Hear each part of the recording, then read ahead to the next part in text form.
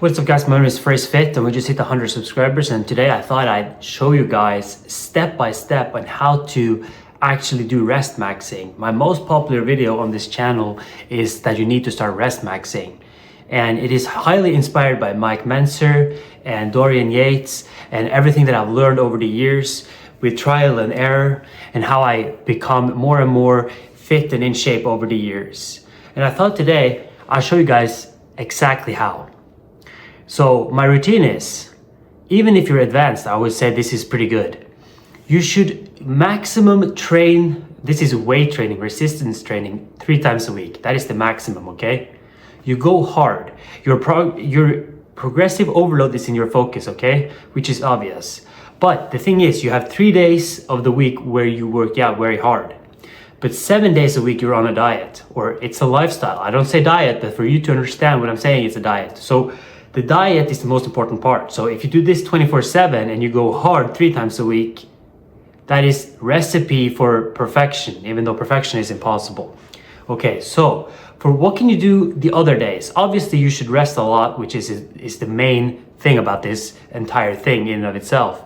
But you can do zone 2 cardio, you can go for walks to keep yourself in shape, okay? You should not be scared to be active, but you shouldn't go all out if your focus is to get muscle building abilities, which should be, obviously you can go jogging, etc., but it's not optimal for gains. But this could be 5-10%, maybe, if I'm guessing. I don't know the percentage here, so don't take my word for it. But if you're here for optimal muscle growth, you go 3 times a week hard, you diet 7 days a week, or you're eating very good 7 days a week, which should be by default in my opinion. You take all the supplements required. So even though supplements isn't the main thing, you should get your vitamin D, your creatine. I would advise to get fish oil. There's some studies showing that potential of fish oil post-workout, but we do not know. And the post-workout window, the anabolic window, is highly up for debate. We do not know if it's real or not, but in my experience, I would say there's a small tiny percentage better to do it post-workout, but we do not know. And you could also do carbs with creatine. It is shown that if you pair creatine with carbohydrates, it is more likely to be stored in the muscle, and the uptake, the bioavailability, is going to increase, okay?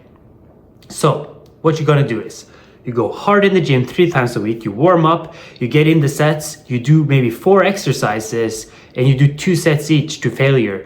In my opinion, you should be kind of advanced for this, because you have to be able to push yourself to the limit where you can actually get to failure. Not proper failure, but you should push yourself so hard. There is no doubt that you're pushing hard. You eat well, the diet, you get high protein, you get products, or I mean foods that are actually, I'm not going to say natural per se, because it's not natural or not, but the better the foods, the higher the quality, which would be fruits, vegetables, lean meats, all these kinds of basic stuff that is very common knowledge for a lot of people. You should focus on this. You know whether a food is healthy or not, unless you go crazy. Obviously, a lot of people go either, I would like to say, to the right or to the left in the nutrition sphere, would say maybe you go vegan or you go carnivore. But I would say that eating not organic, whole foods is what I'm thinking about here, obviously.